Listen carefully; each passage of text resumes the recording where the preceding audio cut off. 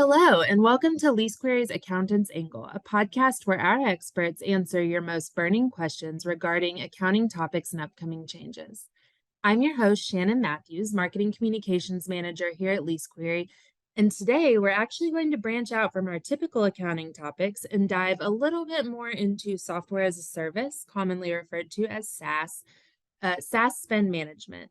So I'm joined by Tyler Diaz, Director of Engineering SaaS Spend Products at LeaseQuery, to talk more about this topic and also introduce our exciting new SaaS Spend product offering, StackShine. So Tyler, thank you so much for joining us. We are glad to have you. So let's go ahead and get started. So first question, just can you tell us a little bit about yourself and your background? Absolutely. I was raised in Puerto Rico, and I've been working with computers since I was like a teen.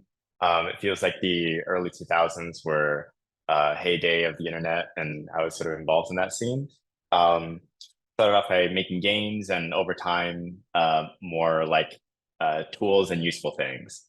All right, awesome. Well, can you talk a little bit about how you used all of that knowledge and some of that background to come up with the idea of StackShine, and where was there really a need for a SaaS spend management tool? Like, explain to us how it got here. Yeah, I think it would be helpful to contextualize this with how purchasing and managing software has evolved over time. Yeah. So traditionally, software was purchased from sort of centralized vendors. So from Microsoft, you would buy, your Windows license, Outlook, Microsoft Word, Excel, and sort of all these licenses would be bundled with one vendor. These are sort of the conglomerates like Adobe and now Salesforce and things like that. But in the last, say, really 10 years, what we've seen is sort of an explosion of these small startups who are building really quality software that businesses use and depend on every day. And what it's led to is managing the billing, the licenses, the subscriptions, the payments, all things operational around managing your software has become pretty unmanageable. Um, and prior to starting StackShine, I was running a small aerospace startup where we faced this problem, where it felt like managing the software was becoming a bit of a full-time job, honestly. Um, and I was sure that there was solutions out there that did this. And after trying pretty much all of them, all of the ones I bothered to try out in my research, I came to the conclusion that none of them really did this job well or well enough. Um, and so I started building prototypes and figuring out, well, is it actually possible for this to be better? And that's really what led to the start of StackShine.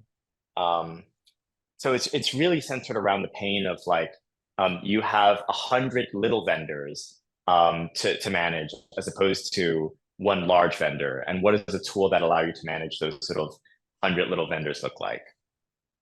That's awesome. And like as you talk about it, and as we're all learning more about StackShine, I'm definitely like, I could use something like this in my personal life. So I can't imagine how out of control some businesses may be just not being able to manage all these little tools and subscriptions that you sign up for. So there's 100%. definitely a need for it. So can you tell us a little bit how StackShine works? Yeah.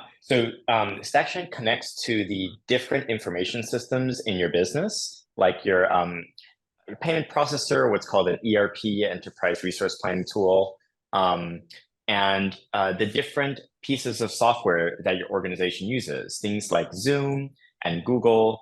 Um, and we pull information around how much your team members are using it and in what ways they're using it to help organizations save money and also to automate a lot of common workflows like onboarding and offboarding employees and I don't know, like changing titles and things like that. In a nutshell, what we do is we just connect with the different systems that your organization uses and use that information to help you learn about who is using what and how much that's costing you. Perfect. That seems easy enough and like a very necessary tool for most organizations. So As SaaS or software as a service, for people that aren't as familiar with the SaaS acronym yet, is becoming more and more used by organizations. Can you share some stories of how you have seen a need for helping organizations stay on top of their subscriptions? And just before you get into it, we do have a few case studies that we can share in the show notes as well, but we'd love to hear firsthand experience and stories from you just as you are getting the product out there and talking to customers and people that have a need for this. StackShine helps organizations save money and organize their SaaS subscriptions in different ways. Um, One of the ways in which we help organizations save on their SaaS is by identifying overlapping subscriptions. So what we see quite often in organizations is the organization uses like Microsoft Teams, Google Meets, and Zoom, all for video conferencing, or they use like Asana and Basecamp and Jira and Monday and 10 other project management softwares, and they're paying for all of them. Yep. And StackShine discovers all of those and it highlights which ones have the most adoption in your organization, which I think is pretty cool. It helps you understand not just how much you're paying and where you can save money, but which tool is the most widely adopted across your organization so that you can tighten up your operations and so that you aren't receiving, I'm sure every organization has a mess of like, here's a link to monday.com and oh, actually, well, this initiative is on Jira and things like that. Yes. It's just what happens over time as companies grow. So one of the things that I've seen us help a lot of organizations on is really just consolidating, understanding what they're using and helping them tighten up sort of their software portfolio. Okay.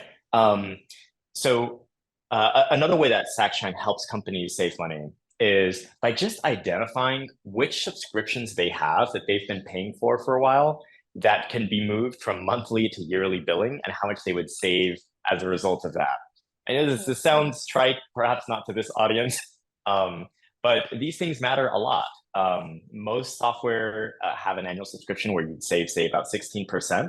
And StackShine automatically discovers those for you.